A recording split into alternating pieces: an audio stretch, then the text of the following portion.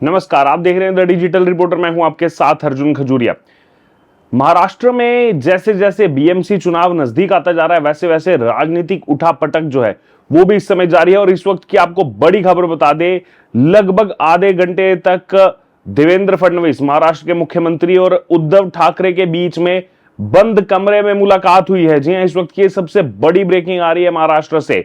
उद्धव ठाकरे और देवेंद्र फडणवीस का आधे घंटे तक एक कमरे में बैठ करके चर्चा करना, और साथ ही साथ आपको यह भी बता दें कि ये जो चर्चा हुई है, जो यहां पर बैठक हुई है देवेंद्र फडणवीस और उद्धव ठाकरे के बीच में, इसमें उद्धव ठाकरे के बेटे और वर्ली सीट से विधायक आदित्य ठाकरे भी मौजूद रहे।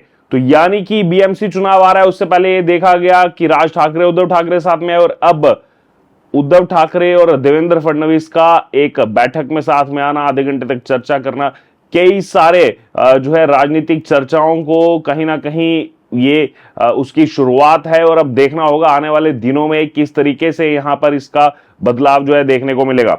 दरअसल एक दिन पहले ही महाराष्ट्र के मुख्यमंत्री देवेंद्र फडणवीस जो हैं, उन्होंने उद्धव ठाकरे से कहा था कि चाहे तो हमारे साथ आ जाएं। यानी कि ऑफर दिया गया था उद्धव ठाकरे को कि अगर आप चाहते हैं हमारे साथ आना तो आ जाएं। और ये जो ऑफर दिया गया, ऑफर देने के एक दिन के बाद ही यहां पर इस तरीके की मीटिंग होना, कई सारी राजनीतिक चर्चाओं को जो है इसने शुरुआत दे दी है।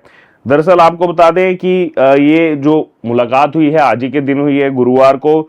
और उद्धव ठाकरे ने विधान परिषद अध्यक्ष जो हैं राम शिंदे, उनके कक्ष में ये जो है मुलाकात की है।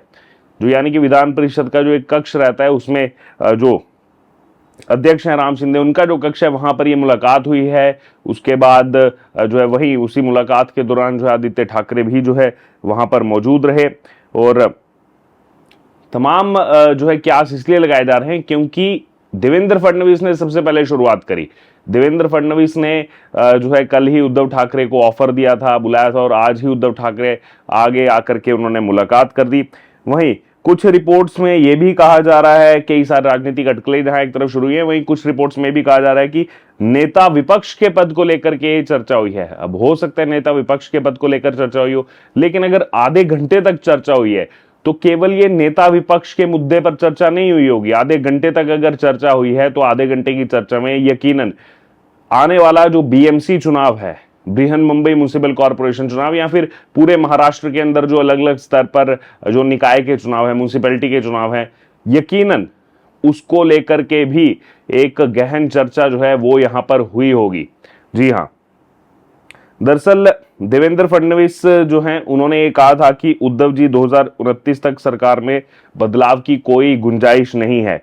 हमारे पास दूसरे विपक्ष में आने की गुंजाइश नहीं है, आपके पास यहां आने की गुंजाइश है, इस पर विचार किया जा सकता है, हम इस बारे में अलग तरह से सोच सकते हैं।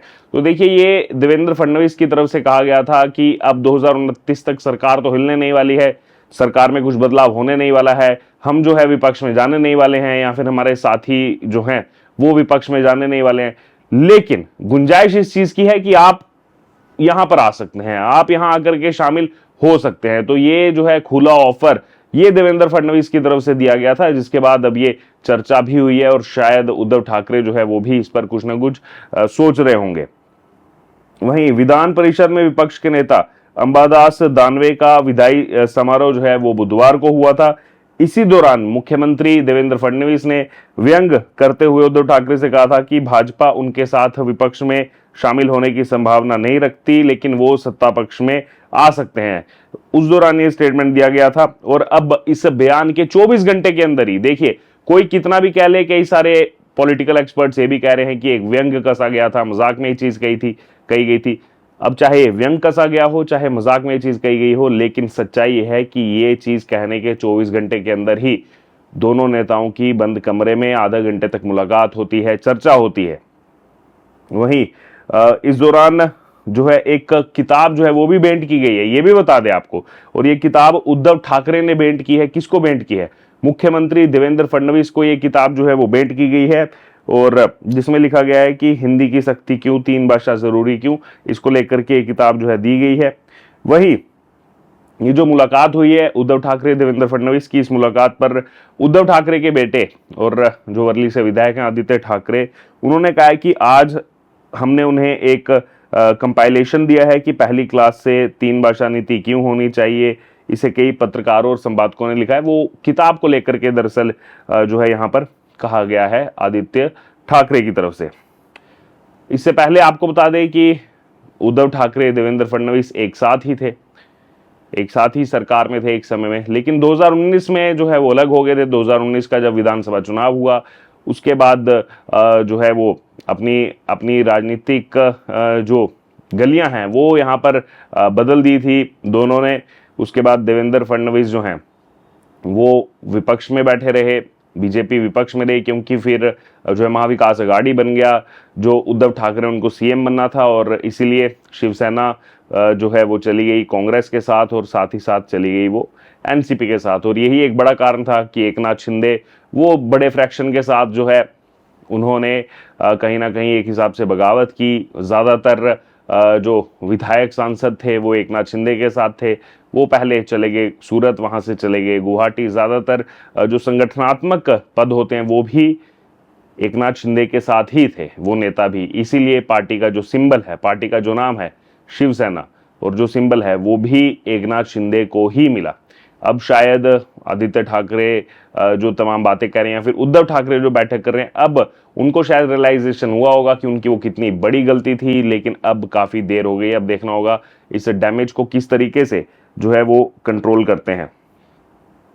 बहरहाल मुख्यमंत्री पद के बंटवारे को लेकर उस समय विवाद हुआ था, जिसके बाद अपने पुराने सहयोगी बीजेपी से जो है वो नाता तोड़ लिया था उद्धव ठाकरे ने। और अब ये फिर से इस तरीके की बैठकें, इस तरीके की मुलाकात जो है वो यहाँ पर शुरू हो गई है कई वर्षों के बाद। जी हाँ, लगभग 6 वर्षों के बाद जो है यहाँ पर ये बैठकें अब शुरू हो गई हैं। इसके कई दूरगामी जो है नतीजे वो भी यहाँ पर बताए जा सकते हैं। लेकिन आपको क्या लग रहा है यहाँ पर ये जो इस तरीके से मिलना हुआ है? कल बेशक व्यंग में कहा गया हो, बेशक मजाक में चीज कही गई हो देवेंद्र फडणवीस की तरफ से, लेकिन उद्धव ठाकरे ने जिस तरीके से उस पर इतना तेज रिटेलिएट करते हुए रिस्पॉन्स दिखाया है, रिएक्शन दिखाया है और मुलाकात भी की है, किताब भी भेंट की है, इसके क्या मायने आपको नजर आ रहे हैं? क्या बीएमसी चुनाव में कुछ बड़ा बदलाव हम देखने वाले हैं? क्या वो जो बात चल रही थी उद्धव ठाकरे राज ठाकरे एक साथ आएंगे, क्या वो चर्चा अब यहां से समाप्त हो जाएगी? क्या उद्धव ठाकरे फिर से एनडीए का हिस्सा बनने जा रहे हैं? कई सारी चीजें इस समय जो है, कई सारी कश्मकश जो है वो यहाँ पर चल रही है। कई सारी राजनीतिक चर्चाओं को जो है इस घटनाक्रम से उसकी शुरुआत जो है महाराष्ट्र के अंदर हो चुकी है। लेकिन अब देखना होगा धीरे धीरे जैसे निकाय चुनाव नजदीक आएंगे, बीएमसी के चुनाव नजदीक आएंगे, वैसे वैसे क्या इसमें जो है बदलाव देखने को मिलेगा। क्या जो अब से कुछ दिन पहले एक चीज चल रही थी कि उद्धव ठाकरे राज ठाकरे एक साथ आएंगे, क्या उस फ्रंट पर जो है उद्धव ठाकरे लड़ेंगे, या फिर अपने पुराने सहयोगी भारतीय जनता पार्टी के साथ मिलकर के उद्धव ठाकरे जो है फिर से गिले शिकवे मिटाते हुए अपने पुराने साथी के साथ आएंगे? कई सारी चर्चाएं चल रही हैं। आपको क्या लग रहा है, आपकी क्या राय है, और क्या सही होगा महाराष्ट्र के लिए? आपकी इस पर जो राय हो आप जरूर हमारे साथ कमेंट बॉक्स में शेयर करें। बने रहें तमाम अपडेट्स के लिए द डिजिटल रिपोर्टर के साथ। धन्यवाद।